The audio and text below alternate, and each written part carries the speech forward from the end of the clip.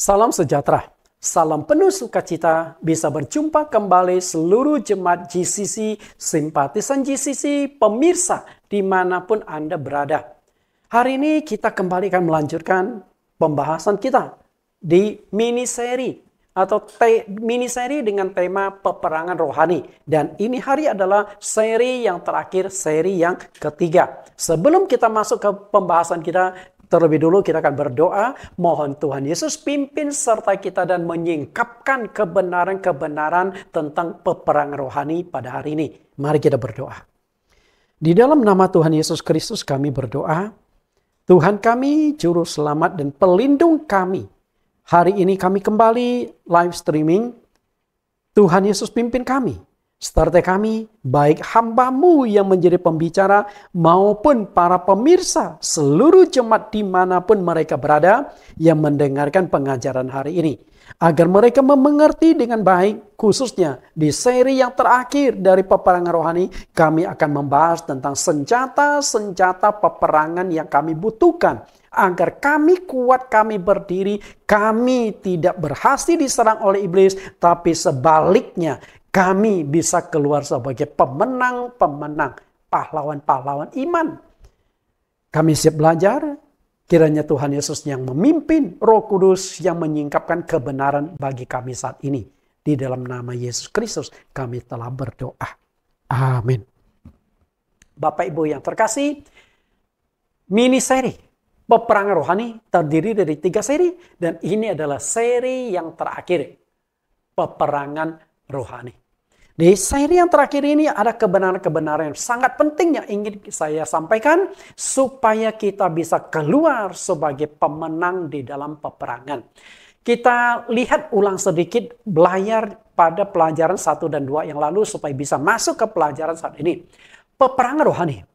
Apakah peperangan rohani itu?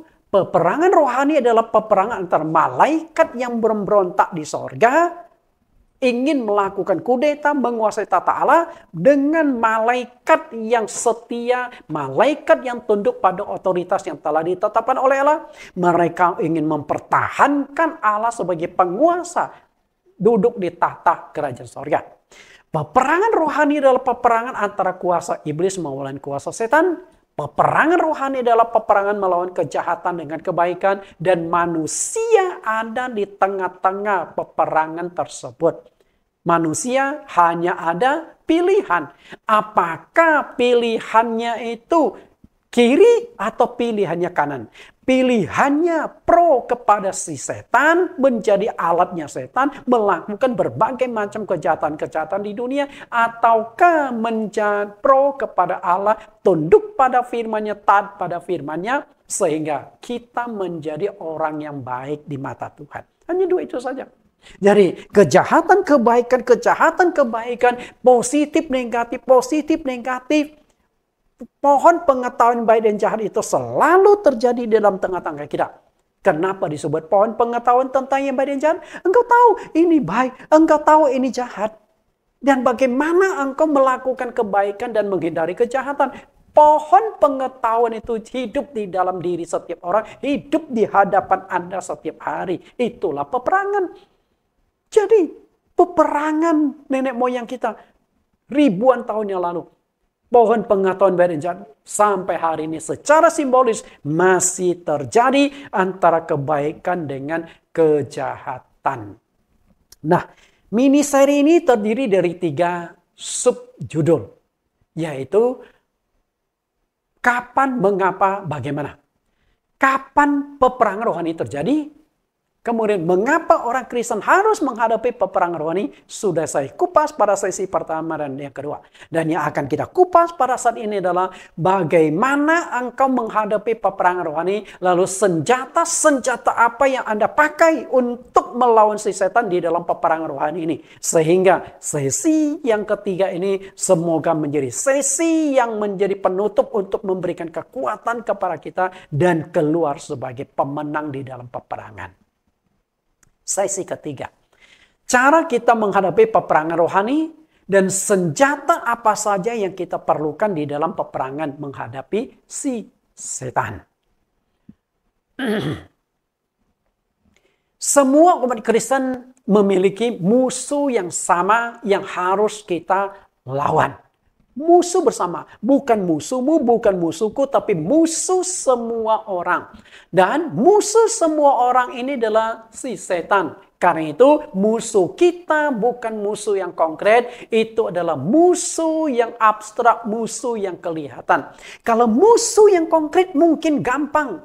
Kita bisa lihat, kita bisa analisa. Tapi musuh yang kelihatan ini sangat-sangat sulit. Karena itu waspadalah. 1 Petrus 5 ayat 8 sampai 9. Petrus berkata, sadarlah dan berjaga-jagalah. Artinya waspadalah. Lawanmu si iblis berjalan keliling sama seperti singa yang mengaum-ngaum dan mencari orang yang dapat ditelannya. Lawanlah dia. Lawanlah dia. Artinya berperanglah. Engkau harus berjuang dengan iman yang teguh. Sebab kamu tahu semua saudaramu di seluruh dunia menanggung penderitaan yang sama. Jadi Rasul Petrus yang pernah satu kali mengalami kekalahan yang cukup fatal melawan si setan. Yaitu ketika dia menyangkal Yesus 3 kali. Itu pengalaman pahit yang Petrus alami. Pada Tuhan Yesus sudah ingatkan, Petrus, iblis sedang menampi engkau. Tapi Petrus saat itu berkata, aku punya iman tidak akan goncang. Aku rela mati, masuk penjara bersama engkau. Tapi faktanya menyangkal Yesus dengan 3 kali. Nah Petrus pengalaman pahit ini dia ingin sharekan ke kita. Waspada, hati-hati, sadar. Lawan musuh iblis itu bukan musuh yang bisa dianggap kecil. Musuh yang dianggap sederhana. Tapi sangat licik. Dan seluruh dunia, semua saudara-saudara seiman menanggung penderitaan yang sama. Artinya musuh bersama kita adalah si setan ini. Karena itu musuh kita bukan manusia. Musuh Anda bukan sesamamu. Musuhmu, jangan menjadikan pasangan hidupmu musuhmu. Seringkali kita begitu. Ketika suami istri konflik, setan lo, genderuwo lo, kuntilanak lo. Aduh, pasangan hidup jadi setan semua. Bukan.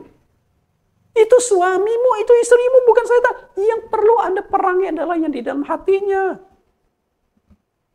Bukan keluargamu, bukan teman kantormu, bukan rekan bisnismu, atau sesamamu jemaat di gereja. Itu bukan musuhmu. Musuhmu adalah si setan. Kalau Anda menjadikan manusia, pasangan hidupmu, anakmu, menantumu, teman kantormu, bosmu, teman gerejamu, Anda jadikan musuh, Anda salah sasaran. Mereka juga manusia sama seperti Anda, bukan setan. Tapi yang ada di dalam diri. Nah kalau orang dipakai oleh setan, berarti yang perlu Anda musuh adalah setan. Anda jangan menyerang orangnya. Setan yang ada di dalamnya. Nah bagaimana melawan setan yang ada di dalam diri orang itu perlu strategi, perlu senjataan Allah. Musuh kita adalah iblis. Karena musuh kita itu tidak kelihatan, tidak kasat mata. Musuh ini sangat jahat, berusaha merusak hidupmu, membuat pernikahanmu hancur, membuat hubunganmu dengan keluargamu rusak, membuat hubungan dengan anak-anakmu rusak, membuat hubunganmu dengan sesama jemaat rusak, membuat hubunganmu dengan teman kantor dan atasanmu rusak. Karena iblis memang ingin mengacaukan semuanya. Iblis adalah pencuri, pembunuh. Bapak Ibu yang saya kasih. Karena itu, musuh demikian harus dilawan. Makanya Petrus berkata, lawanlah dia dengan iman yang teguh. Harus dilawan. Tapi ketika kita melawan musuh kita, yaitu si setan, Anda nggak bisa menggunakan senjata jasmani. Pasangan hidupmu maki-maki engkau tonjok. Berarti yang engkau lawan kan badan dia sakit ditonjok. Lawan setan yang ada di dalam diri orang itu.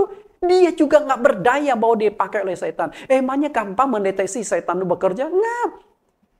Makanya ketika satu kali Yesus berkata kepada murid-muridnya, aku akan pergi ke Yerusalem, di sana aku akan dihina, di sana aku akan dianiaya, di sana aku akan dicaci maki, diludahi, disalibkan. Tapi Petrus berkata apa? Sekali-kali hal itu tidak terjadi menimpa engkau. Yesus berkata apa? Enyahlah iblis dari hadapanku. Sebab apa yang kau pikirkan, itu adalah pikiran manusia. Jadi yang dihadik Yesus apa? Apakah Petrusnya atau setannya? Setan yang ada di dalam diri Petrus. Apakah Petrus sadar bahwa ucapan dia yang dilandasi kasih sayang kepada gurunya, tidak tega melihat gurunya menderita, itu dari dirinya sendiri? Enggak. Tapi dari setan, dia nggak sadar. Bayangkan kalau Yesus mengikuti nasihat Petrus, kemudian menyembunyikan diri, Yesus tidak disalibkan, mati karena tua saya dan Anda nggak selamat, setan yang menang. Petrus saja nggak sadar. Jadi nggak gampang mendeteksi pekerjaan setan. Maka karena itu makhluk roh ini harus kita hadapi dengan senjata rohani. Bukan dengan senjata jasmani. Kita hardik, kita usir keluar. Jadi kita doakan setan yang ada di dalam diri seorang. Kalau orang jahat kepadamu, doakan. Lawan setan yang ada di dalam tubuh orang itu. Bukan melawan orangnya. Orangnya nggak berdaya. Orangnya juga tidak tahu bahwa dia diperalat oleh setan. Apakah Yudas sadar bahwa dia dipakai oleh setan menjual Yesus? Nggak berdaya melawan. Apakah Petrus sadar bahwa dia dipakai oleh setan dan menyangkal Yesus 3 kali? Nggak berdaya melawan. Maka Petrus ingatkan kita, hati-hati, waspada. 2 Korintus 10 ayat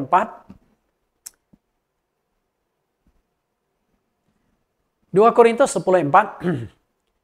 Karena senjata kami, perhatikan, senjata kami dalam perjuangan bukanlah senjata duniawi, melainkan senjata yang diperlengkapi dengan kuasa Allah yang sanggup untuk meruntuhkan benteng-benteng. Perhatikan, dalam perjuangan bukanlah senjata duniawi. Artinya, Anda nggak bisa menggunakan senjata duniawi. Orang jahat kepadamu, berbuat banyak kesalahan kepada engkau, tembak mati. Itu senjata duniawi. Lawan kejahatan dia dengan kebaikan. Makanya Rasul Paulus katakan di Roma, kalahkan kejahatan dengan kebaikan. Ampuni musuhmu, peluk dia. Bapak Ibu yang saya kasih, saya menonton sebuah cuplikan video ketika seorang paus ditembak. Dan untung pausnya tidak mati. Kemudian Paus mengunjungi orang yang menembak dia di penjara, dipeluk. Dan akhirnya orang itu menangis. Bayangkan orang yang ditembak, datang mengunjungi, memperhatikan dia, mengampuni dia, memeluk dia. Apa ujung-ujungnya orang itu jadi Kristen? Yesus Kristus ketika di atas kayu salib, Yesus berkata, ampunilah mereka. Ya Bapa, ampunilah mereka. Karena mereka tidak tahu apa yang mereka perbuat. Artinya mereka dipakai setan untuk menyingkirkan Yesus. Mereka nggak tahu, nggak berdaya melawan. Yesus tahu. Maka yang Yesus hadapi adalah dengan kasih menangkan jiwa orang itu. Itulah peperangan roh. Dan nggak gampang. Musuh kita adalah musuh roh. Maka perlu senjata roh. Senjata duniawi nggak ada gunanya melawan setan. Maka senjata rohani yang kita butuhkan. Lalu senjata rohani itu seperti apa? Kita lihat Efesus pasal 6 ayat 12 sampai 13. Inilah senjata rohani yang kita pakai untuk peperangan. Efesus 6 ayat 12. Karena perjuangan kita bukanlah melawan darah dan daging. Tetapi melawan pemerintah-pemerintah, melawan penguasa-penguasa, melawan penghulu-penghulu dunia yang gelap ini. Melawan roh-roh jahat di udara. Sebab itu ambillah seluruh perlengkapan senjata Allah supaya kamu dapat mengadakan perlawanan pada hari yang jahat itu dan tetap berdiri sesudah kamu menyelesaikan segala sesuatu. Tangkap nggak? Ada beberapa senjata yang disediakan oleh Allah bagi kita dalam peperangan rohani. Mungkin Anda baca, Anda nggak nangkap. Tapi di sini tersimpan senjata-senjata itu. Artinya, senjata itu tersimpan di gudang ayat ini.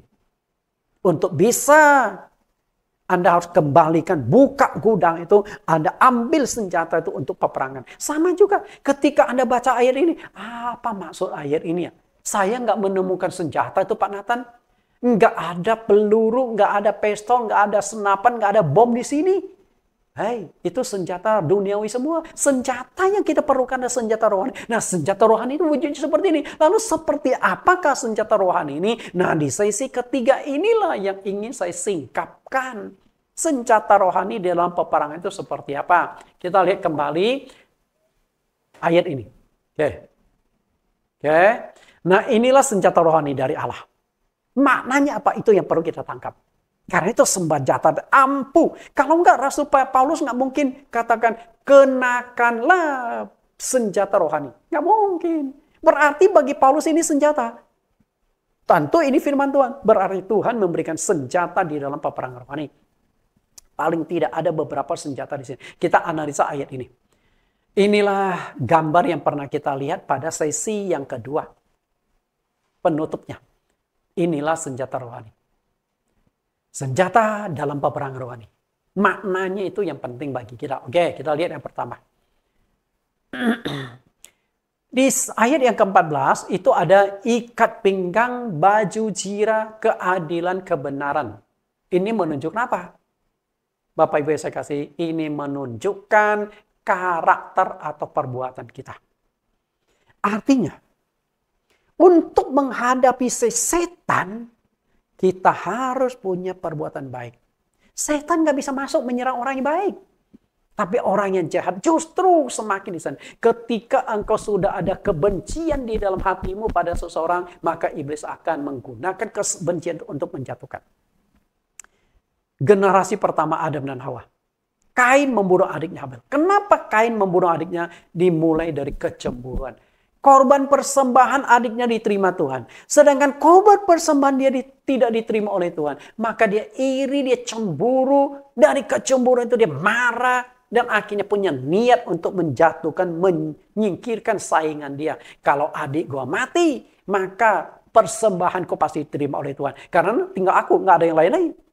Bayangkan, persaingan kakak adik. Dimulai dari hatinya, karakternya yang jahat, perbuatannya yang jahat. Banyak umat manusia atau umat Kristen tidak sadar bahwa iblis masuk menyerang melalui perbuatan dan perkataan-perkataan kita. Kalau Anda punya kelemahan, maka iblis akan masuk lewat kelemahan. Berarti ketika engkau punya kelemahan, engkau sedang membuka celah. Okay? Ketika engkau emosi, engkau marah, engkau sedang membuka celah. Makanya Rasul Paulus ingatkan kita, jangan padam jangan sampai amarahmu belum padam, tapi matahari sudah tenggelam. Dengan kata lain, engkau marah boleh, tapi marah jangan berlarut-larut. Dan Paulus ingatkan, jangan berikan kesempatan pada iblis. Berarti kelemahan, kemarahan itu, emosi itu Anda sedang buka celah. Maka gak heran, banyak orang emosi bisa kebablasan. Emosi. Setelah itu dia bunuh orang itu, dia lagi marah. Setelah bunuh, aduh kenapa aku membunuh ya? Banyak, benar. Emosi. Karena tidak bisa menguasai emosi, dia sakiti orang, dia pukul orang, dia bunuh orang. Dan ujungnya masuk penjara. Bunuh orang sih gampang, tembak dor selesai. Tapi masuk penjara belasan tahun, 20 tahun. Bahkan bisa dihukum mati. Karena tidak bisa menguasai diri. Anda buka celah. Kenapa demikian? Perbuatan kita. Iblis sering masuk lewat 3 celah ini. Kita lihat 3 celah. 1 Yohanes 2:16. Sebab semua yang ada di dalam dunia, yaitu keinginan daging, keinginan mata, dan keangkuhan hidup, bukanlah berasal dari Bapa, melainkan dari dunia. Pada sesi yang kedua saya sudah jelaskan bahwa dunia di bawah kuasa si setan. Maka setan akan menggunakan 3 senjata ini, 3 keinginan untuk menjatuhkan kita. Kita lihat ketiga itu, keinginan daging, keinginan mata, dan keangkuhan hidup. Bapak Ibu, nah ini setan punya teknik. Bagaimana menjatuhkan manusia. Dan 3-tiganya itu sudah diuji coba dari zaman perjanjian lama. Dan ternyata masih tetap ampuh diuji cobakan, dipakai untuk menghancurkan kehidupan manusia di zaman sekarang. Kita analisa lebih jauh. Ketiga senjata iblis ini. Nenek moyang kita Adam dan Hawa kalah perang. Karena iblis masuk melalui 3 celah yang merupakan ketiga keinginan ini. Kita lihat bagaimana iblis masuk. Perhatikan ketiga ya. Keinginan daging, keinginan mata, keangkuhan hidup. Kejadian pasal 3, 5-6. Perhatikan 3-nya itu ada di sini. Tetapi Allah mengetahui bahwa pada waktu kamu memakannya matamu akan terbuka dan kamu akan menjadi seperti Allah, tahu tentang yang baik dan yang jahat. Perempuan itu melihat bahwa buah pohon itu baik untuk dimakan dan sedap kelihatannya. Lagi pula pohon itu menarik hati karena memberi pengertian. Lalu ia mengambil dari buahnya dan dimakannya dan diberikannya juga kepada suaminya yang bersama-sama dengan dia dan suaminya pun memakannya. Bapak Ibu perhatikan, 3 hal ini ada. Keinginan daging, kita lihat dulu. Keinginan daging. Bahwa buah pohon itu baik untuk dimakan dan sedap kelihatan. Ini kan bicara daging. Ketika Hawa melihat buah, buah itu nikmat ya. Coba buah itu kalau jelek, berulat. Hawa, nggak menarik. Tapi buah itu begitu menarik. Menghipnotis. Sudah banyak buah yang aku cicipi di pohon Taman Eden ini. Tapi buah ini belum menarik sekali. Daging, tidak puas. Ribuan jenis buah di Taman Eden tidak bisa memuaskan mereka. Tapi mereka masih ingin nikmati buah pohon pengetahuan baik dan jahat. Keinginan daging, fisik. Lalu, yang kedua. Keinginan mata. Perempuan itu melihat. Coba kalau Adam itu dan Hawa diciptakan matanya buta. Mereka mungkin nggak akan sampai ke pohon pengetahuan baik dan jahat. Nggak tahu arahnya di mana. Kalau mata Hawa dibutakan saat itu, nggak akan temukan pohon pengetahuan baik dan jahat. Dan kalau matanya buta, dia nggak akan bisa menemukan buahnya ada di mana. Mungkin yang dipetik daunnya. Betul? Tapi iblis perlihatkan mata yang bekerja. Kemudian keangkuhan. Iblis berkata, kamu akan menjadi seperti Allah. Kamu tahu nggak kenapa Allah melarang kalian makan buah pohon pengetahuan baik dan jahat? Karena Allah takut disaingi. Kalau kamu makan buah itu, kamu akan menjadi seperti Allah. Adam dan Hawa mulai menghayal. Pantas saja Allah melarang kami makan buah itu. Rupanya Allah takut disaingi. Bayangkan, mereka membayangkan seperti Allah. Kadang-kadang kita juga suka membayangkan, betul? Misalnya, Anda akan mendapatkan uang warisan. 10 miliar. Anda mulai menghayal. Gimana aku manfaatkan 10 miliar? Gua mau beli mobil mewah, gua mau beli rumah mewah, dan macam-macam. Mulai menghayal. Padahal warisan belum Anda pegang. Gitu loh. Sama di sini. Mereka belum jadi Allah, sudah membayangkan seperti Allah. Itulah kesombongan, keangkuhan. Iblis berhasil. Nah, kemudian ternyata 3 senjata ini, keinginan mata, keinginan daging, keangkuhan hidup ini diuji kembali ketika Tuhan Yesus dicobai di padang gurun. Kebayang nggak ada? Ternyata 3 senjata setan ini diuji lagi. Untung Yesus bisa menolak 3-tiganya sehingga lolos. Kita lihat 3 keinginan ini dites kembali kepada Yesus. Matius 11 ayat 1. Matius pasal 4, di sini ada salah tulis ya. Matius pasal 4 ayat 1 sampai ayat yang ke-11. Kita lihat Matius pasal yang keempat ayat 1 sampai 11. Kita baca cuplikannya ya, ayat yang ketiga. Matius 4 ayat 3. Lalu datanglah si pencoba itu dan berkata kepadanya, jika engkau anak Allah, perintahkanlah supaya batu-batu ini menjadi roti. Perhatikan kata ini. Roti. Daging enggak? Yesus sudah doa puasa 39 hari. Enggak lapar. Dan di hari yang terakhir, hari ke-40, dia merasa lapar. Kalau lapar otomatis kepingin makan kan? Salah enggak Yesus makan roti? Enggak salah. Memang layak kok. Lalu di mana masalahnya? Masalahnya ada para komando setan. Dan sanggup nggak Yesus mengubah batu menjadi roti? Sanggup. Yesus pernah mengubah air menjadi anggur. Berarti batu diubah jadi roti. Yesus sanggup lakukan. Tapi kenapa Yesus tidak lakukan? Karena ketika Yesus ubah batu menjadi roti. Simsalabim, batu jadi roti lalu Yesus makan. Yesus kalah dalam pencobaan. Kalah dalam peperangan. Karena di bawah komando setan hanya gara-gara ingin menghilangkan rasa lapar itu. Keinginan daging. Kemudian yang kedua. Ayat 4-6. Kemudian iblis membawanya ke kota suci dan menempatkan dia di hubungan bait Allah.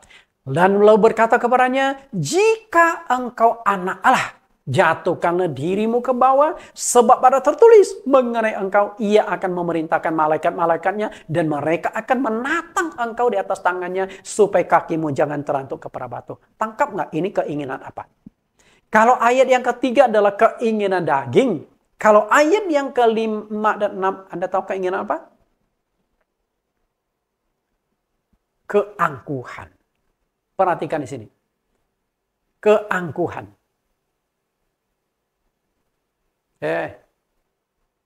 Nah, kamu akan menjadi seperti Allah. Kepada Hawa. Kalau kamu makan buah ini, kamu akan seperti Allah. Lalu kepada Yesus. Jika engkau anak Allah, jatuhkan dirimu. Artinya, Yesus, kamu tuh sadar nggak? Kamu tuh bukan manusia biasa loh. Kamu tuh manusia super.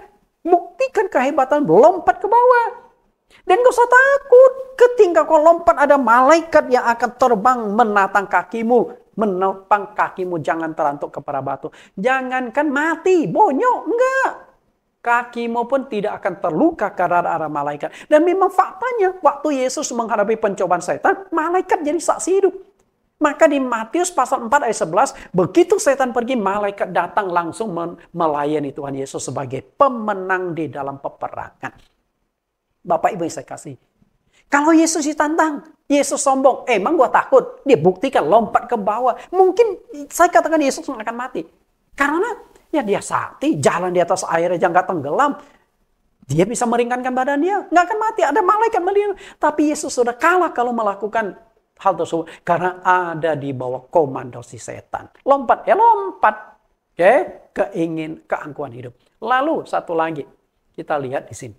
Matius 4 ayat 8, dan iblis membawanya pula ke atas gunung yang sangat tinggi dan memperlihatkan kepadanya semua kerajaan dunia dengan kemegahannya. Lalu iblis menawarkan. Tawaran iblis apa? Ayat 9. Dan berkata kepadanya, semua itu akan kuberikan kepadamu jikalau engkau sujud menyembahku. Ini keinginan apa? Anda tangkap gak? Perhatikan kembali di sini. Perempuan itu melihat berarti mata. Sama juga iblis memperlihatkan. Lihat nih, semua kerajaan dan kemewahan dunia aku berikan kepada kau. Hanya sederhana pertukarannya, sujud sembah aku, selesai, milikmu. Setan bisa memberikan kekayaan. Banyak orang yang ingin menjadi orang kaya, tapi mendapatkan dari setan. Ke Gunung Kawi lah, ke Gunung Kemukus lah, simpan jimat lah, ke dukun-dukun. Setan bisa. Karena di sini kan membuktikan bahwa setan bisa memberikan kekayaan. Tapi ada syaratnya, jual jiwamu kepada setan. Sembah setan. Selesai. Kan mengerikan. Peperang rohani. Maka kalau engkau datang ke dukun, datang ke kuami, datang untuk minta ini, minta itu kepada dukun-dukun orang pintar, Anda kalah dalam peperangan. Sudah menjadi pengikutnya si setan. Mengikuti keinginan setan. Bapak Ibu yang saya kasih. Iblis masuk melalui kelemahan-kelemahan. Kalau Yesus mengikuti kelemahannya. Waktu lapar, dia makan, kalah. Waktu ditantang, lompat ke bawah, dia lompat. Kemudian Yesus tamak akan dunia ini. Kelemahan, setan berhasil menguasai Yesus. Tapi Yesus tidak punya ketiga kelemahan itu. Ketiga senjata, keinginan daging, keinginan mata, keangkuhan hidup tidak mempan Yesus. Karena dia tidak punya kelemahan. Jika kita tidak punya kelemahan, berarti kita tidak ada celah yang bisa dipakai iblis untuk masuk menyerang kita. Maka si singa itu hanya akan berjalan keliling. Anda tahu kenapa si singa itu, si iblis berjalan keliling, mencari celah, mencari kesempatan masuk menghancurkan Anda. Semua orang punya kelemahan. Nah, bagaimana Anda menutupi kelemahan Anda? Itu yang paling penting, membuka celah. Bapak Ibu, Yudas kelemahannya duit, iblis masuk di sana. Daud kelemahannya adalah lawan jenis. Karena dia punya duit banyak, kekayaan banyak. Dia jadi raja. Jadi kedudukan dan juga kekayaan nggak bisa menjatuhkan Raja Daud. Tapi dia jatuh karena lawan jenis. Salomo pun sama. Duit dia banyak. Dia jadi raja paling berhikmat, dikagumi. Tapi dia lemahnya di wanita. Simpson yang punya tenaga besar. Lemah kelemahannya adalah wanita. Jadi banyak iblis masuk melalui kelemahan-kelemahan kita, karakter-karakter kita. Nah, apakah Anda tahu mengapa iblis berjalan mengelilingi dunia? Apakah iblis sedang main petak umpet bersama dengan Anda? Enggak. Dia berjalan keliling adalah tujuannya mencari kelemahan-kelemahan orang itu. Begitu ditemukan kelemahan, iblis akan masuk untuk menelan orang itu sehingga dia dikuasai oleh setan. Keinginan setan dimasukkan ke dalam itu. Celah yang bisa digunakan setan itu adalah kelemahan manusia. Makanya kenapa senjata pertama berikat pinggan, berbaju zirah, berikat pinggankan keadilan, kebenaran, hidup dengan benar, punya karakter yang benar, maka setan tidak akan masuk bisa menyerang Anda. Tapi kalau Anda tidak benar, dengan gampang setan masuk untuk menghancurkan Anda. Ya, kebenaran. Kain bin Adam kalah dalam peperangan melawan setan. Sehingga dia membunuh adik kandungnya sendiri. Kenapa demikian? Karena Kain yang membuka celah bagi iblis masuk. Padahal dia sudah diingatkan oleh Tuhan loh. Jangan berikan kesempatan pada iblis. Kita lihat bagaimana Tuhan mengingatkan Kain ini. Kejadian pasal 4 ayat 5 sampai 6. Tetapi Kain dan korban persembahannya tidak diindahkannya. Lalu hati Kain menjadi sangat panas dan mukanya muram. Ini kan bicara karakter. Hanya Tuhan tidak terima saja. Dia marah. Merasa tersaingi. Ingin singkirkan adik kandungnya sendiri. Ayat 6. Firman Tuhan kepada Kain. Mengapa hatimu panas dan mukamu muram? Kalau Kain karakternya baik. Belum diterima. Oh, Tuhan belum terima. Nggak apa-apa. Adik gue yang diterima, puji Tuhan, ternyata adik gue diperkenan Tuhan. Puji Tuhan, saya bangga, saya senang punya adik saya yang bisa menyenangkan hati Tuhan. Mungkin kalau dia punya karakter baik, Tuhan pun akhirnya respon kepada Kain. Tapi karena iri, cemburu, merasa disaingi, akhirnya dia ingin hancurkan adiknya. Bunuh saja, supaya nggak ada saingan lagi. Lalu Tuhan tegur nih, ayat 7. Apakah mukamu tidak akan berseri jika engkau berbuat baik? Artinya mempersembahkan korban bakaran ini.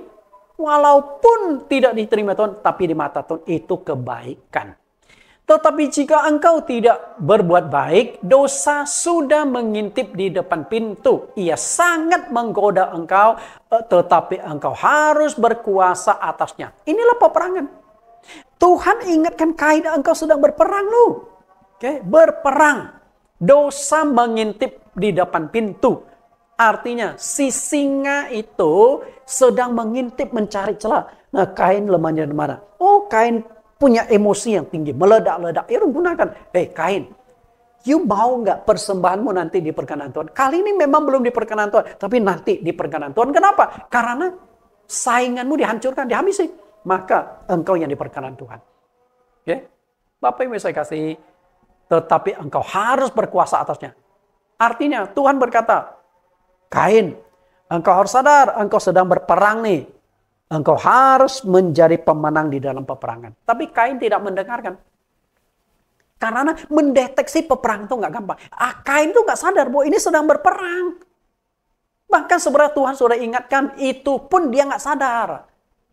Apalagi kalau kita mau jatuh dalam dosa, Tuhan tidak ingatkan. Ketika engkau mau berdosa, memang Tuhan, jangan buat dosa ya, jangan macam-macam ya. Enggak kan? Tapi Kain sudah diingatkan, itu pun dia nggak sadar, masih bisa jatuh dalam dosa.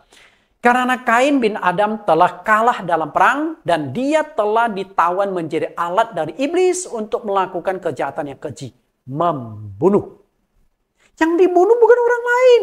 Yang dibunuh itu sebenarnya bukan musuh dia, tapi adik kandungnya sendiri, darah dagingnya sendiri. Kenapa demikian? Karena Kain yang membuka celah dan lewat karakternya yang jahat. Makanya Rasul Yohanes di dalam dunia roh, dia bisa melihat dengan jelas bagaimana setan menggodai Kain untuk menjatuhkan dia. 1 Yohanes 3 ayat 12. Bukan seperti Kain yang berasal dari si jahat dan yang membunuh adiknya. Dan apakah sebabnya dia membunuhnya? Sebab segala perbuatannya jahat dan perbuatan baiknya adiknya benar. Kita lihat. Si jahat yang membunuh adiknya. Kenapa dia bunuh? Perbuatannya jahat. Karakter. Jadi, senjata pertama adalah karakter. Orang yang baik nggak akan dipakai setan. Orang yang karakternya baik, setan tidak akan bisa masuk mempan menyerang dia. Berbeda dengan Ayub. Kenapa Ayub ini tidak berhasil diserang oleh setan? Iblis itu sudah lama mengincar untuk menyerang Ayub, menghancurkan Ayub. Tapi tidak bisa masuk. Sebab Ayub menutup semua celah sehingga iblis tidak memiliki peluang masuk menyerang dia. Itulah Ayub. Kita lihat bagaimana Ayub menutup celahnya. Sudah lama iblis berusaha menyerang Ayub. Namun iblis tidak bisa menyerangnya karena Ayub orang yang benar. Perhatikan kata berjalan keliling. Sama seperti Petrus tadi. Iblis berjalan keliling. Seperti singa. Lalu kita koneksikan berjalan keliling di dalam kitab Ayub. Ayub pasal 1:1. Ada seorang laki-laki di tanah Uz bernama Ayub.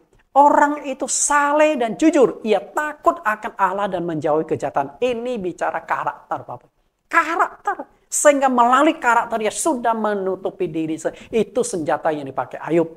Jika kita lihat karakter Ayub dan kerohanian Ayub, sama sekali tidak ada celah bagi iblis untuk masuk dan menyerangnya. Nggak ada. Perbuatannya baik, sempurna. Gimana iblis? Jadi kejahatan itu dengan identik dengan iblis. Iblis adalah pembunuh, pencuri, pembinasa. Iblis berjalan keliling. Tapi nggak bisa menyerang Ayub. Kenapa? Dia sudah membentengi dirinya. Dibentengi Allah. Karena karakter Ayub yang baik. Jadi Ayub sendiri membentengi dirinya sendiri. Coba perhatikan kata berkeliling. Ayub pasal 1:7. Maka bertanyalah Tuhan kepada iblis, dari mana engkau? Jawab, lalu jawab iblis kepada Tuhan, dari perjalanan mengelilingi dan menjelajah bumi. Kemudian kedua kali setan menghadap Tuhan lagi. Pertanyaannya sama Tuhan ajukan. Ayub pasal 2:2. Maka bertanyalah Tuhan kepada iblis, dari mana engkau? Lalu jawab iblis kepada Tuhan, dari perjalanan mengelilingi dan menjelajah bumi. Jadi dua kali Tuhan bertanya kepada setan, dari mana kamu? Setan jawab, dari perjalanan mengelilingi menjelajah bumi. Tanya lagi, dari mana kamu? Oh, dari perjalanan mengelilingi menjelajah bumi. Dua kali Tuhan tanya, dua kali jawabannya sama. 5 kali tanya, pasti 5 kali tanya. Artinya apa? Iblis itu berjalan keliling seperti singa yang mengaum-ngaum, mencari orang yang dapat ditelannya. Dan Ayub sudah memagari dirinya dengan karakternya. Tidak ada celah bagi iblis untuk masuk. Bayangkan kita lihat bagaimana Ayub menutup celah itu. Ayub 31:1. Aku telah menetapkan syarat bagi mataku. Masakan aku memperhatikan anak darah? Tadi kita sudah berbicara tentang 3 keinginan. Keinginan mata, keinginan daging, keangkuhan hidup. Nah, Ayub tahu bahwa itu bisa menghancurkan dia. Maka terhadap keinginan mata, Ayub berkata, aku menetapkan syarat bagi mataku. Ayub itu mesti rawan. Karena apa? Ayub adalah seorang laki-laki yang ganteng. Kenapa saya katakan laki-laki ganteng? Karena anak-anak Ayub itu ganteng-ganteng dan cantik-cantik. Tidak ada gadis yang lebih cantik dari Ayub di daerah cantik. Berarti bapaknya pasti ganteng. Kemudian yang kedua, dia kaya, banyak duitnya, banyak budak-budaknya. Karena itu pasti banyak wanita, banyak gadis-gadis muda yang suka sama Ayub. Tapi Ayub berkata, aku menetapkan syarat bagi mataku. Ketika dia melihat ada gadis cantik, dia palingkan. Ketika melihat ada gadis seksi, dia palingkan. Ketika melihat ada pakaian yang seronok, dia tidak melihat. Kalau kita kan mungkin lain ya, nggak lihat sayang, lihat dosa. Gimana itu? Mata. Celah ditutup oleh Ayub. Lalu senjata yang kedua. Efesus 6:14. Jadi berdirilah tegap, berikat pinggangkan kebenaran dan berbaju jirakan keadilan. Oke, masih sama yang berbaju jirakan keadilan. Orang yang memiliki karakter yang baik tidak mudah diserang oleh iblis. Artinya inilah senjata yang disediakan Allah. Ikat pinggang. Artinya pengendalian. Kalau nggak diikat pinggang kan biasa celana suka melorot kan. Berarti nggak bisa diikat. Artinya mengikat itu mengendalikan. Makanya Paulus katakan di 1 Korintus 9 ayat yang ke-27. Aku melatih tubuhku dan menguasai seluruhnya. supaya sesudah menderitakan Injil, jangan aku sendiri tolak. Menguasai diri, mengikat, jangan sampai mengikuti keinginan lagi. Lalu kebenaran, kemudian keadilan, itu adalah pelindung. Iblis tidak bisa masuk. Senjata yang pertama. Karena ada perlindungan dalam diri Anda berupa karakter Anda. Jadi ternyata karakter yang baik itu menjadi pelindung. Kita nggak bisa diserang oleh setan karena nggak ada celah. Jadi setiap celah yang dipakai setan itu pasti karena berangkat dari kelemahan. Coba Anda pelajari di Alkitab. Tokoh-tokoh Alkitab itu dijatuhkan oleh iblis karena kelemahannya sendiri. Maka Yakobus mengatakan, kalau seseorang dicobai, jangan berkata pencobaan itu dari Tuhan. Tuhan tidak mencobai dan tidak dapat dicobai. Setiap orang dicobai adalah keinginannya. Yakobus 1 ayat 14-15. Lalu keinginan itu ia dipikat dan keinginan itu membuahkan buah itu matang telah menjadi dosa. Keinginan itu celah. Bapak Ibu saya kasih senjata pertama sudah saya kupas. Lalu kakimu berkasutkan kerelaan memberitakan Injil damai sejahtera. Saya lewat saja karena ini agak panjang. Saya bahas di ayat 16-nya saja. 16 senjata kedua melawan iblis itu adalah perisai iman. Perisai iman. Apa itu perisai iman? Kita lihat macam-macam perisai yang pernah dipakai dalam dunia kemiliteran, dalam peperangan. Ini macam-macam perisai. Inilah perisai yang pernah dipakai oleh prajurit-prajurit dari berbagai macam negara kebudayaan. Apa itu perisai? Lalu apa sih manfaat dari perisai? Perisai. Jadi Anda perhatikan yang pakai ini adalah perisai. Perisai itu adalah pelindung. Perisai dapat melindungi prajurit dari serangan musuh. Seperti panah, tombak, peluru, dan sebagainya. Tergantung kekuatan perisai. Kapten Amerika aja punya perisai. Lalu, penghalang. Perisai dapat digunakan sebagai penghalang untuk melindungi posisi atau wilayah tertentu. Anda pernah lihat demo nggak? Lalu polisi berbaris, kemudian ada perisai polisi. Polisi punya perisai dijajarkan sehingga tidak diserang. Itu perisai. Kemudian taktik. Perisai dapat digunakan sebagai alat taktik untuk mengelabui musuh atau mengalihkan perhatian mereka. Ini perisai. Jadi, perisai adalah pelindung. Dalam Alkitab, perisai itu merupakan senjata rohani yang dipakai untuk melindungi diri dari serangan iblis. Dan perisai itu adalah iman. Ternyata iman. Makanya ketika Rasul Petrus mengatakan di dalam peperangan melawan setan itu dibutuhkan iman. Lalu iman itu apa? Iman adalah sesuatu yang tidak kelihatan. Tapi itu bisa jadi senjata. Karena musuh yang kita hadapi adalah musuh yang tidak kelihatan. Maka senjata yang kita pakai senjata yang tidak kelihatan. Iman itu tidak kelihatan.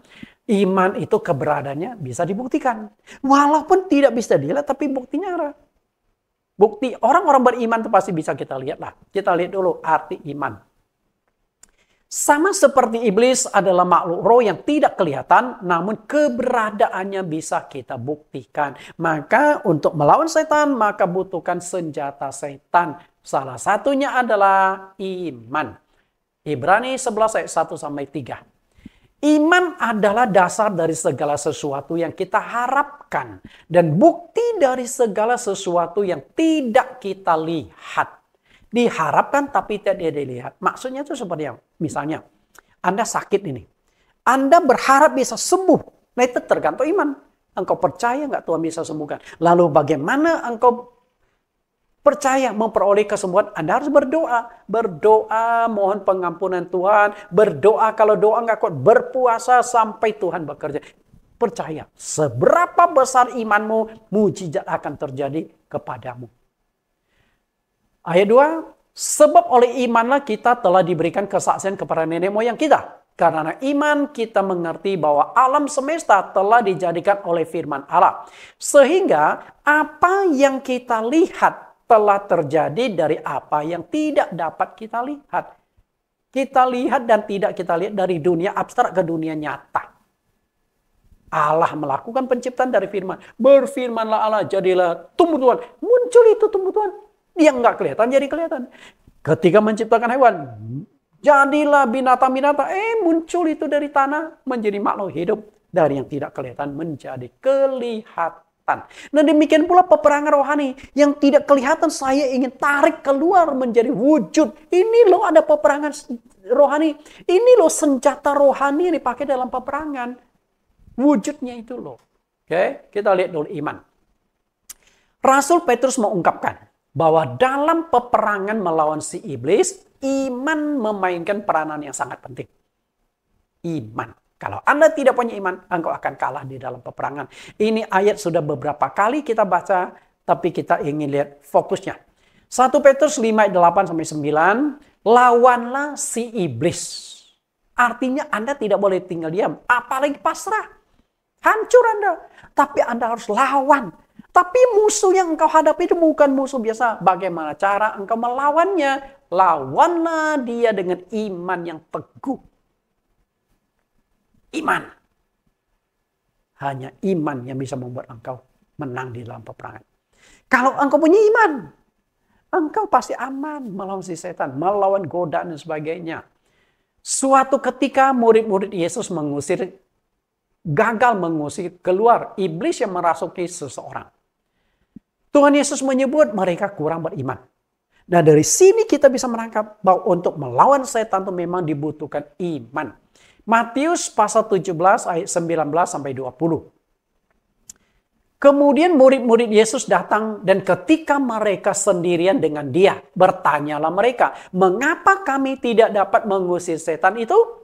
Rupanya murid-murid juga punya gengsi yang cukup tinggi ya. Mereka nggak berani bertanya di hadapan orang karena takut reputasinya mereka jatuh. Nah ketika mereka sendirian bersama dengan Yesus kan sudah nggak ada orang. Masih orang dalam. Oke, orang dalam. Baru mereka tanya, guru kami sudah usir setan itu loh. Tapi nggak bisa keluar. Kenapa ya? Lalu jawab Yesus, karena kamu kurang percaya. Kamu tidak beriman. Jawaban Tuhan sederhana. Untuk melawan setan berarti harus punya iman. Sebab aku berkata kepadamu, sesungguhnya sekiranya kamu mempunyai iman sebesar biji sesawi saja, kamu dapat berkata kepada gunung ini, pindahlah dari tempat ini ke sana. Maka gunung ini akan pindah, tak akan ada yang mustahil bagimu. Kemustahilan. Iman. Jadi iman itu bukan sekedar percaya. Iman itu nggak sesederhana yang Anda bayangkan. Iman itu apa? Selama ini kita hanya bicara iman-iman, kita seringkali belum memahami iman itu seperti apa. Iman itu seperti apa? Bapak Ibu yang saya kasih, ketika bicara iman, orang yang beriman adalah orang yang telah berhasil mengalahkan kekhawatiran dan berani bersandar sepenuhnya kepada Allah yang kuasa. Kalau engkau punya iman, engkau tidak akan berbuat kejahatan. Karena apa? Anda selalu tahu Allah mengawasi. Kenapa kita berbuat jahat? Karena kita punya iman kurang. Kita nggak tahu, nggak sadar bahwa Allah mengawasi kita. Ketika Daud mengintip Batseba sedang mandi, intip lihat kiri kanan, dia nggak sadar dari sorga Tuhan juga mengintip. Daud lagi ngapain lu? Coba, seringkali kita tuh iman itu seperti hubungan kita dengan polisi. Kalau nggak ada polisi, kita nggak pakai helm. Nggak ada polisi, kita langgar rambu lalu lintas. Coba kalau ada polisi di depan, berani Anda langgar rambu lalu lintas? Nggak boleh belok kanan, Anda belok kanan, semprit, langsung ditangkap. Nah seringkali kita jadikan Tuhan itu seperti polisi. Tuhan tidak melihat. Maka kita berbuat kejahatan. Kalau kita punya iman, seharusnya iman itu akan membuat kita kuat. 1 Petrus 5 ayat 7. Serahkanlah segala kekhawatiranmu kepadanya sebab ia yang memelihara kamu. Ayat ini berbicara tentang peperangan melawan setan. Karena yang kita baca tadi adalah 1 Petrus 5 ayat 8 dan 9. Nah ini ayat 7-nya kita mundur. Artinya kalau engkau punya iman, engkau tidak punya kekhawatiran. Apalagi mau dikhawatirkan kalau Tuhan beserta dengan engkau. Tuhan pelihara kamu kok. Kemudian ayat yang ke-6, karena itu rendahkanlah dirimu di bawah tangan Tuhan yang kuat, supaya kamu ditinggikan pada waktunya. Bersandar sepenuhnya pada Tuhan. Bersandar. Artinya setan itu nggak bisa dilawan dengan kekuatan Anda. Anda dengan kekuatan Tuhan. Nah, kekuatan Tuhan baru akan muncul ketika kau punya iman. Bapak Ibu yang saya kasih, setan tidak bisa ditaklukkan dengan kekuatan. Roh itu ada 4 macam. Allah, malaikat, iblis, dan manusia. Dari 4 macam roh ini, roh manusia ini yang paling lemah. Oke, roh manusia ini paling lemah. Maka untuk dapat kekuatan, manusia itu mengandalkan 2 macam roh. Malaikat itu netral. Oke, rohnya nggak bisa dipakai. Karena itu hanya tinggal 2. Allah atau setan. Dukun-dukun, paranormal menggunakan kekuatan setan. Jadi dia bisa lakukan tanda heran, mujizat, bisa melakukan sihir sebagainya. Itu kekuatan setan. Roh dia tuh nggak bisa. Atau kuasa Allah. Musa lakukan tanda heran mujizat. Nabi-nabi, rasul-rasul lakukan tanda heran mujizat karena mengandalkan kuasa Allah. Jadi hanya 2 kekuatan ini. Karena itu kita mengandalkan kuasa Allah untuk melawan kuasa setan. Orang yang beriman memiliki kesungguhan hati dalam segala hal. Sungguh-sungguh. Ibrani 11 ayat 6. Tetapi tanpa iman tidak mungkin orang berkenan kepada Allah. Sebab barang siapa berpaling kepada Allah, ia harus percaya bahwa Allah ada. Dan bahwa Allah memberi upah kepada orang-orang yang sungguh-sungguh mencari Dia. Perhatikan kata sungguh-sungguh. Kata iman dan sungguh-sungguh. Jadi, wujud dari iman itu adalah kesungguhan. Sungguh-sungguh berdoa. Kalau engkau punya iman, sungguh-sungguh kusuk dalam doa. Kalau engkau punya iman, engkau sungguh-sungguh beribadah. Beribadah bukan hanya sekedar ibadah biasa. Gereja sekarang yang lagi laku ibadah 1 jam. GSJ, gereja 1 jam saja. Jadi 1 jam. Apa yang Anda dapatkan? Zaman sekarang orang tidak suka lagi khotbah panjang-panjang, betul nggak? Itu masalah iman yang merosot. Kalau orang itu punya iman mendengarkan firman Tuhan, dia senang. Kemudian, sungguh-sungguh bersandar sepenuhnya pada Tuhan, sungguh-sungguh melayani Tuhan, sungguh-sungguh taat pada firman, itu adalah iman. Kesungguhan. Ada harga yang harus dibayar bagi iman. Jadi selama ini kita bermain iman, tapi belum memahami makna iman itu sesungguhnya. Saya jelaskan melalui sebuah ilustrasi kata iman. Ada seorang anak muda. Dia suka sekali hiking. Jadi ketika dia naik gunung, menghirup udara di gunung, dia senang sekali. Melihat pemandangan, hijaunya daun, pemandangan dari bawah, dari atas gunung ke bawah, dia senang sekali. Maka dia suka hiking. Suatu ketika dia naik gunung, hiking. Seorang diri. Dan waktu dia naik cuaca masih bagus. Sampai di atas gunung cuaca berubah. Tiba-tiba mulai gelap, mulai ada angin kencang. Masalahnya hari itu dia juga tidak lupa membawa pelindung, bawa tenda.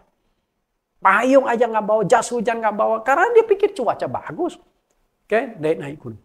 Nah akhirnya apa yang dia lakukan? Wah cuaca berubah, lalu dia mau cepat-cepat turun. Waktu dia sedang turun, tiba-tiba mulai gerimis. Ketika gerimis kan jalan tuh licin tuh Bapak Ibu. Jalan di gunungan. Ketika kepleset, wah itu bisa meluncur seperti main ski. Nah anak muda ini ada kepleset, meluncurlah dia kencang sekali.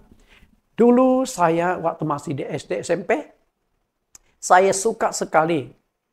Saya tinggal di pedalaman Kalimantan. Saya suka sekali ke sebuah gunung. Satu gunung itu pohon durian semua. Kebetulan saya punya teman sekolah itu beberapa teman itu punya kebun durian di sana. Kalau saya datang itu pasti makan gratis Bapak Ibu. Bahkan bisa dapat oleh-oleh bawa pulang. Nah waktu itu saya masih SMP kelas 1. Saya dengan bapak saya naik ke gunung itu membeli durian. Wah, bapak saya bawa durian jalan di depan. Saya di belakangnya bawa 4 biji, 2 kanan, 2 kiri. Sambil jalan, senang karena membayangkan akan pesta durian di rumah. Lumayan berat, gede duriannya. Nah, waktu itu saya berjalan di belakang papa saya nggak sadar injak batu, kepleset, meluncurlah. Akhirnya saya tubruk papa 2 buah durian lumayan gede. Karena kan membengai gini, pukul ke pantat papa saya jatuh. Tapi untunglah nggak meluncur dua-duanya ke bawah. Marah juga bapak saya, sakit kan, dua-duanya jatuh. Itu kepleset bahaya sekali. Nah, kembali ke cerita, anak muda ini meluncur, pleset. Dan akhirnya dia meluncur sampai ke sebuah jurang. Untung di saat dia sangat kritis, dia berhasil memegang akar pohon di tepi jurang. Ketika dia lihat bawah, ngeri. Ini belasan meter jurang itu, batu-batu tajam siap menghancurkan tubuhnya. Mau naik ke atas susah, karena dia bergelantungan di pinggirnya. Apa yang harus dia lakukan? Teriaklah dia, tolong, tolong. Sudah 5 menit bergelantungan, nggak ada yang mendengar. Karena di gunung. Dia kencangi suaranya. Setelah teriak hampir 10 menit, tiba-tiba ada satu suara. Ya anak muda, aku akan menolong kau. Dia pikir selamat sudah. Ya Tuhan tolong, aku sudah kelelahan, sudah 10 menit aku bergelantungan di sini. Ya tenang anak muda, aku akan menolong kau. Nah ketika menunggu orang yang datang itu, dia iseng bertanya, Tuhan, kok Tuhan ada di atas gunung ini, engkau siapa? Suara itu berkata, aku adalah Tuhanmu. Nah, kalau yang menolong itu Tuhan kan pasti aman dong. Aman nggak? Aman kan? Nah, anak muda, wah yang akan tolong saya Tuhan. Selamat deh gua. Ya Tuhan, terima kasih. Tolong Tuhan, aku sudah lelah nih. Ya anak muda, ikuti petunjukku. Aku akan menolong engkau. Lalu anak muda itu berkata, siap Tuhan, apapun yang engkau perintahkan akan aku lakukan. Tiba-tiba Tuhan berkata, lepaskan tanganmu. Kira-kira lepaskan tangannya enggak? 10 menit dia bisa bertahan hidup, bergelantungan karena memegang akar pohon. Tapi sekarang Tuhan berkata, lepaskan itu tanganmu, jangan pegang akar pohon. Pasti meluncur. Logika itu nggak masuk. Jadi namanya iman itu nggak bisa diterima dengan logika. Dia lepaskan tangannya nggak? Saya yakin akan berpikir 1000 kali. Berani nggak? Iman itu nggak sederhana yang kita bayangkan. Ada harga dan resiko yang harus kita pertaruhkan dalam iman. Berani bayar harga. Bersandar sepenuhnya. Kalau engkau yakin itu Tuhan, ya lepaskan tanganmu.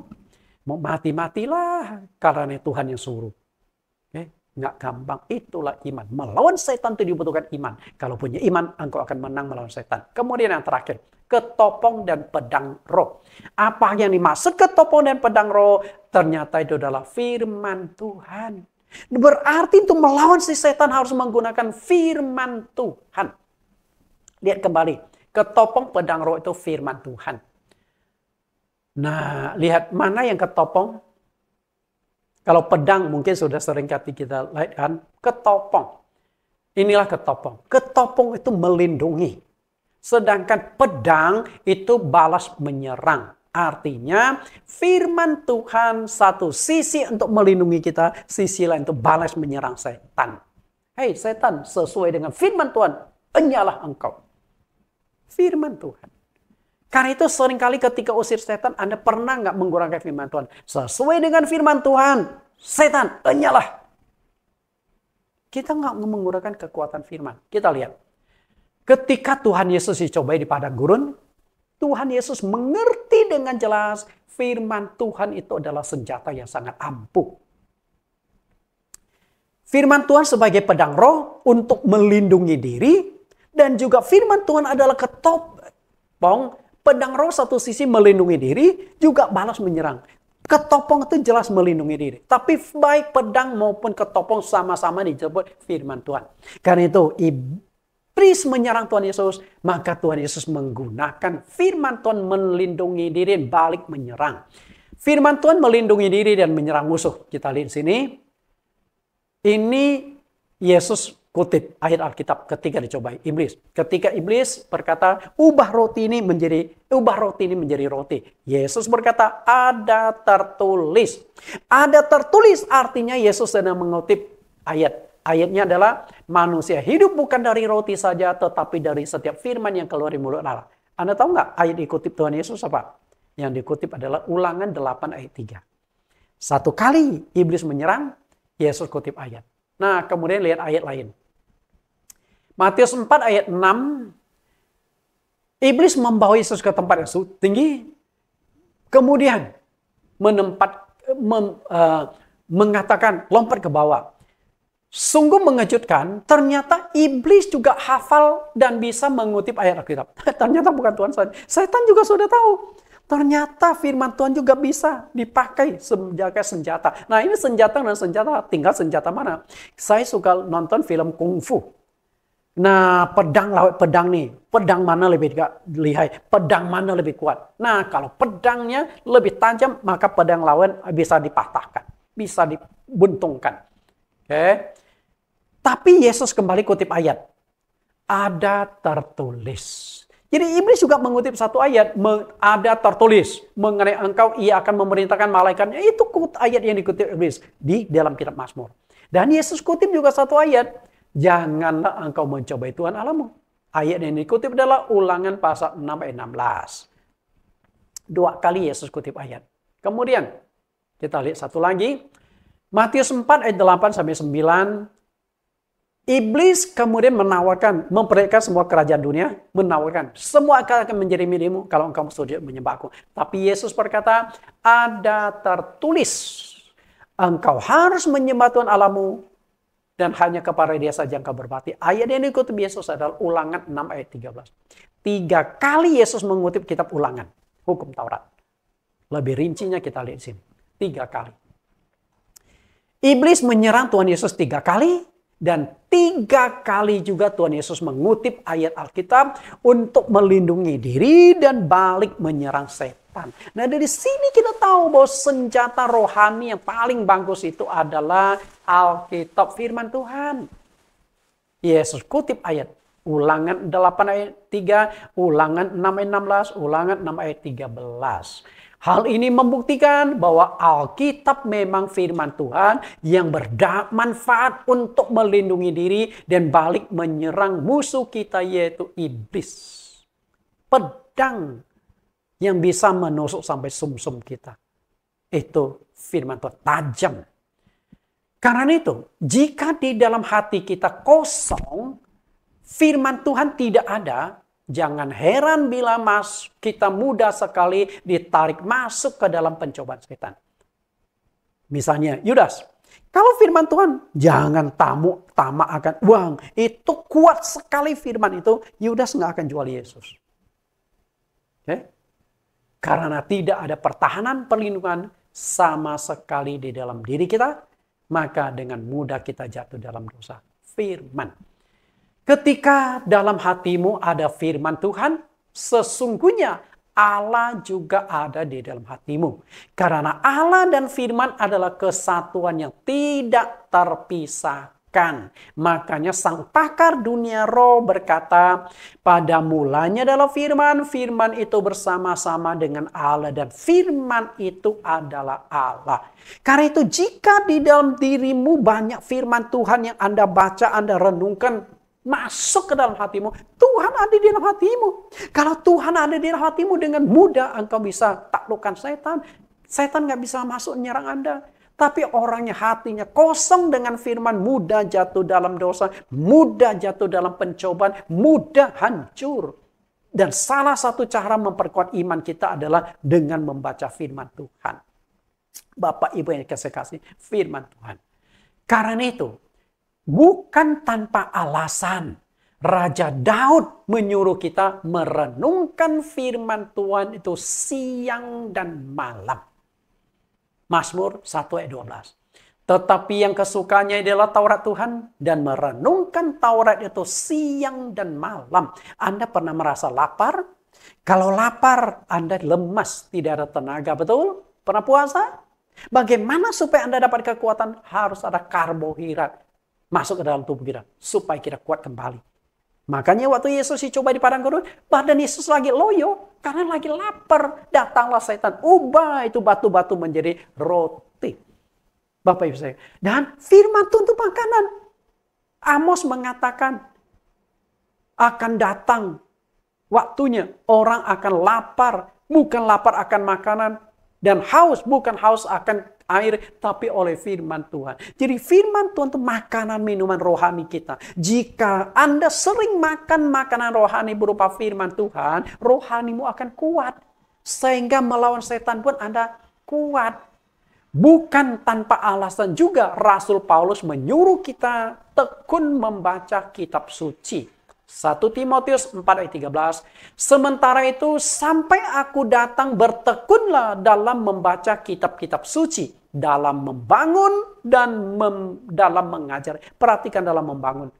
Artinya firman Tuhan bisa membangun imanmu sehingga kuat dan tetap kuat. Hari ini kita sudah belajar tentang senjata-senjata rohani yang bisa kita pakai untuk melindungi diri, untuk balik menyerang setan. Kalau senjata rohani itu bisa engkau manfaatkan dengan baik, engkau mengerti dengan baik, maka engkau akan menang di dalam peperangan dan keluar sebagai pemenang peperangan. Tuhan Yesus memberkati. Kita berdoa. Di dalam nama Tuhan Yesus kami berdoa, terima kasih Tuhan, hamba-Mu telah menyelesaikan pelajaran mini seri peperangan rohani. Kami tahu peperangan rohani adalah peperangan yang tidak bisa kami hindari. Senang tidak senang, suka tidak suka, siap atau tidak siap, kami harus menghadapi peperangan. Justru tanpa persiapan dan tanpa pengertian tentang adanya peperangan rohani, kami akan kalah. Tapi ketika kami mengerti, maka kami bisa memiliki pemahaman, persiapan, dan senjata-senjata di dalam peperangan bisa kami gunakan sehingga kami keluar sebagai pemenang. 3 firman Tuhan ini, 3 topik pelajaran ini, semoga tertanam, dimengerti oleh pemirsa dimanapun mereka berada. Dan siapapun yang setelah mendengarkan pelajaran mini seri peperangan rohani, mereka mengerti, bermanfaat, Tuhan gerakkan jari-jari mereka agar mereka sharekan kepada teman-teman, sharekan kepada online, sharekan kepada pasangan hidup, sharekan sebanyak-banyaknya supaya banyak orang Kristen yang terselamatkan, tidak hancur di dalam peperangan rohani, agar mereka kuat berdiri, agar mereka bisa menggunakan senjata rohani yang sudah hamba-Mu paparkan di dalam sesi yang ketiga, sehingga mereka akan keluar sebagai pemenang. Diberkatilah orang yang subscribe dan juga membagikan pelajaran ini supaya bisa menguatkan banyak orang dan menjadi pemenang di dalam peperangan. Terima kasih Tuhan. Demikianlah doa permohonan hamba-Mu di dalam nama Tuhan Yesus Kristus. Amin. Tuhan Yesus berkati. Sampai bertemu minggu depan di topik-topik yang menarik dari firman Tuhan.